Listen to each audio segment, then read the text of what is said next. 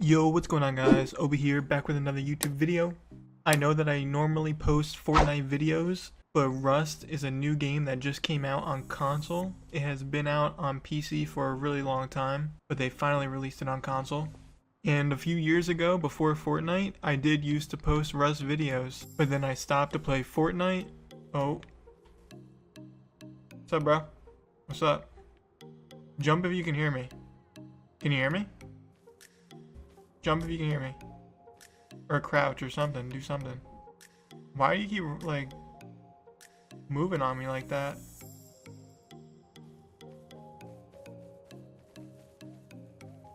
Alright. So like I said, I used to play Rust, and I also have a lot of hours on PC Rust. But I wanted to give it a try on console and see how it is. But the first thing I noticed when I loaded into the game was how bad the input delay was. And since I post a lot of Fortnite setting videos, I figured that I'd post some settings for this game because I feel like people are definitely going to need them with the input delay being so bad. And there's also a lot of different options to look at. I don't know if you saw that, but that guy just massacred the dude over here. It's getting pretty dark out now, so I'm going to get inside my base and show you guys my settings. I'm going to go over every single setting in the game, so it might be a little boring. And it might take a little while, but you can skip ahead to any parts that you really need. It's a little base I built, nothing too crazy, you know. Got a little upkeep going. Anyway, moving on to my settings. So the game settings, I just left them default. There's nothing really important here. I'm sure auto equip and auto reload are like preference. They probably don't matter too much in the game. For the controls, you definitely want to turn your vibration off. It's going to make your aim worse when your controller is vibrating and you're trying to aim. It also makes your controller hotter, so if your hand starts sweating or anything, it's because of the vibration. Push to talk, you can toggle that. It's select on Xbox. I'm not really sure what it is on PS4. Walking input, you definitely want this toggled. When you click down on the left stick, you can walk, and then you click it again, you can sprint. I like to have auto sprint on, just so every time I move forward, I start sprinting. It makes it a lot easier for my movement. For crouch, I keep it on toggle.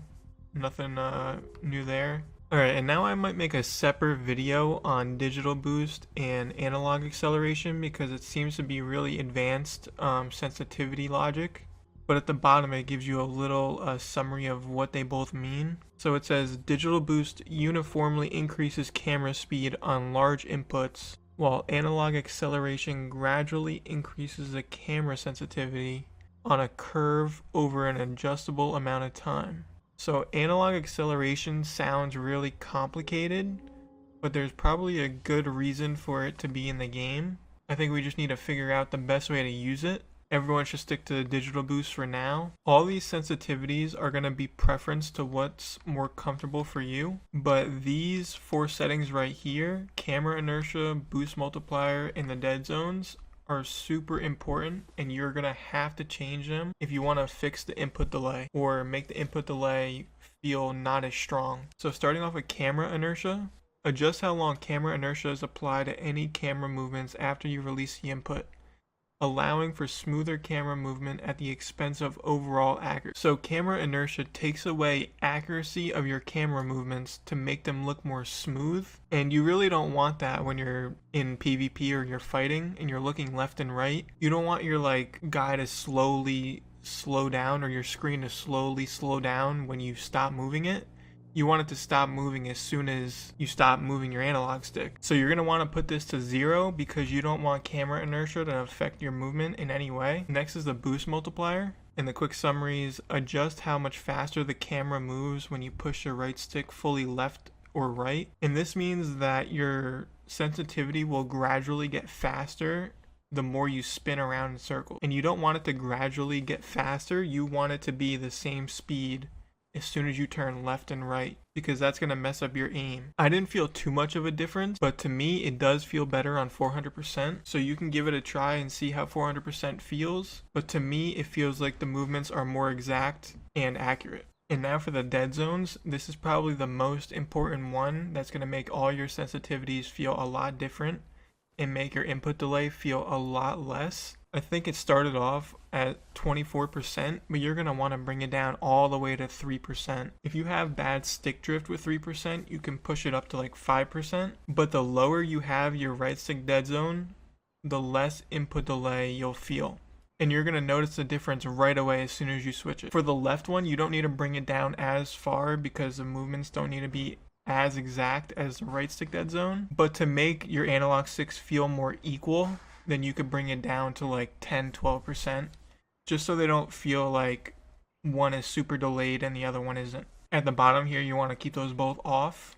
For the HUD scale, I brought it down to 85%, just because you don't want it super big on your screen. You want to be able to see as much of your screen as possible and not have your HUD scale get in the way of seeing enemies or anything. And I'm on next gen, so the game feels pretty good, but they did create the game for old gen consoles. So apparently the game is supposed to feel even better on old gen. So if you have like a regular Xbox or a PS4, the game is supposed to feel less laggy than people who are on next gen. Because technically the people who are playing on next gen are playing the game like it's backwards compatible. Which is really weird they did it like that, but I guess it took so long for them to make the game, they didn't want to make it on the newer engine. So if you're on old gen, like I said, and you're lagging or anything, then I guess you could turn these off. But the game still feels really good with all these on. I didn't need to change any of them. The only thing I did change is my field of view because I want to see more of my FOV. In a lot of shooter games, having a high FOV is better. So I might even eventually put it higher than 75, like 80 or 90. But for right now, I'm leaving it on 75. At night, you can probably adjust your brightness higher to see better, but during the day, 0.5 is pretty good for brightness. And definitely turn off that motion blur, because nobody wants to play with motion blur. Alright, so those are all my settings. I hope you guys enjoyed this video, and I hope I helped you guys out in any way. If I did, make sure to leave a like.